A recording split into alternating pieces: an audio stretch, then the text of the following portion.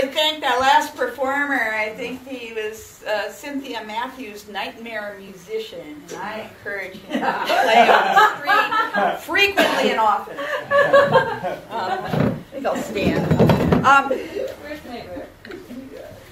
Gabriella asked me to come up with something a little more personal so that you can kind of know the background, because you hear all this politics and everything, and we're certainly meshed in it right now with this court case. So I thought back at it. Some of my life I've spent as a substitute teacher, which is kind of an interesting profession. You're in different schools, different ages all the time, and I worked with how to connect with these kids right away. And they didn't really want to hear anything about my politics or trying to bend their minds or something, all the things that the people are scared I'm doing to their kids. The kids could care less about my politics. So I usually start with a joke, and it doesn't always go well. So I was up at a junior high class up in Scotts Valley. It was 6th and 7th graders. And I said, okay, well, I'm going to start with a joke. And I said, how many women on PMS does it take to screw in a light bulb? And they're like looking at me like, what's PMS? And don't they see commercials? I said, well, okay. How many women on PMS does it take to screw in a light bulb? Well, it only takes one, and that's because nobody else in the house even notices that the light bulb is burned out. And if by some miracle they actually notice the light's turned out, then they're going to drag that stool from 3 rooms away and leave it right in the middle of the room, and the little paper that the bulb comes in will be crumpled up on the floor right next to it, because nobody's ever heard of a garbage can. Don't start me about the garbage. Well, my 6th and 7th graders, the front row were cringing and going, don't hurt me, don't hurt me. And the other kids were kind of like, what was that? And I don't get it. Nobody laughed.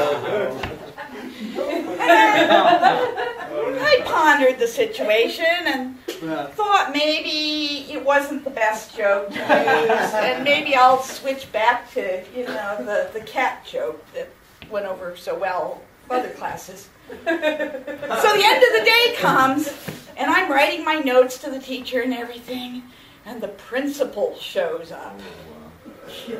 What's this you were saying to your students? And one of the kids had run home, told their mom and dad about it, and they'd already called the principal in great concern about what this substitute teacher, So I mean, really, usually they let me go on all the time and without anything, but you cannot tell a PMS joke, apparently.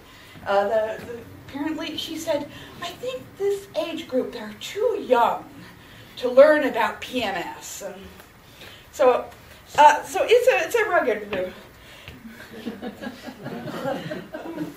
As you know, I have been enmeshed in a lot of politics locally, and when I'm not bending the minds of small children, I might be, we got involved with this little thing called Peace Camp 2010, which was kind of it was like predates Occupy, but it was very much like Occupy Santa Cruz. It was sort of cut the ground for it in a way. We certainly learned all about what different tactics were used, what's effective, and how to work with a lot of people who necessarily wouldn't work together. So I want to share a little piece I wrote for Peace Camp 2010. It didn't go over very well, by the way. I tried to get the people involved to kind of get behind it, and you cannot believe how many different points of view it is. So I just ended up putting it down under my own name, voluntary guidelines, code of conduct for Peace Camp 2010. Number 1. First and foremost, our purpose here is to allow homeless people to sleep without being disturbed. So please do not disturb those who are already sleeping. If you wish to stay up and talk, the suggested area is the lower steps near the porta potty. 2. Do alcohol or hard drugs somewhere else. Peace Camp 2010 is set up as a safe place to sleep. 3. First come, first served, in terms of bedding, location, and setup. Number 4. Don't steal. Number 5. Do not set up until after the building has been closed for the day. We prefer you not lay down bedding until 8 p.m. unless you are sick. 5.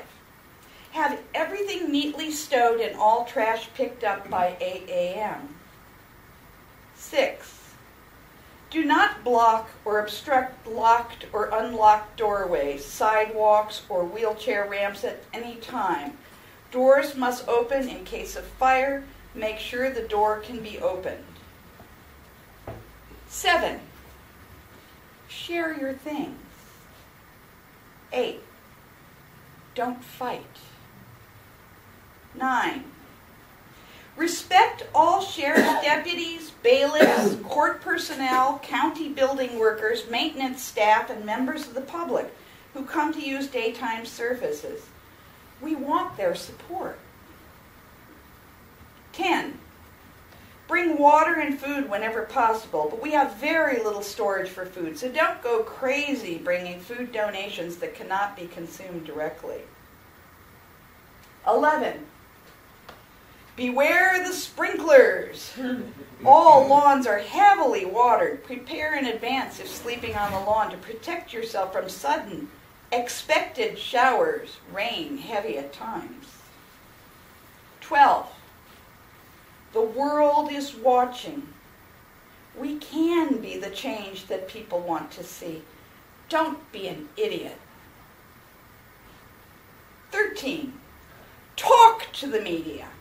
Allow all photographs, video, and audio recordings. This is a public place and you have no expectation of privacy.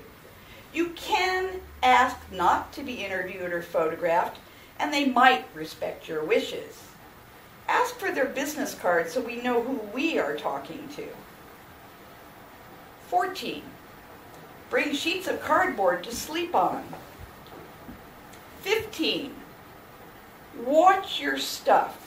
Do not leave it laying all over the place. Keep your stuff confined to your bedroll area and try to keep the area somewhat tidy.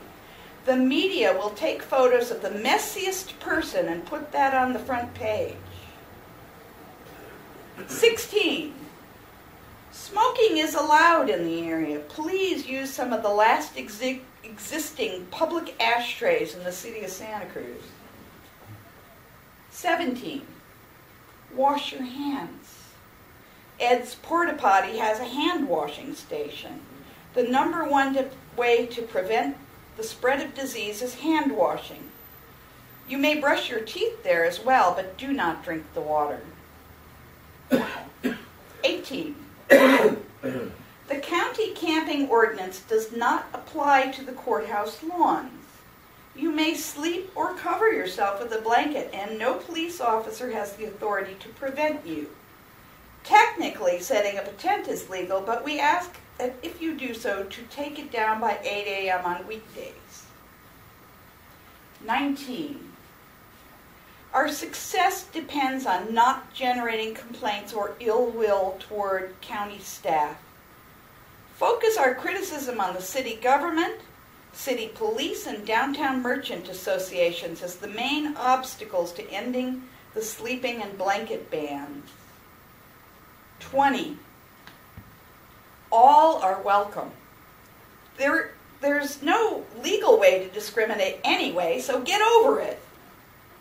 To bring about peace, we must ourselves be peaceable. We can accomplish great things with Peace Camp 2010. We need to keep our eyes on the prize and don't give up till we win. Mm-hmm. Thank you.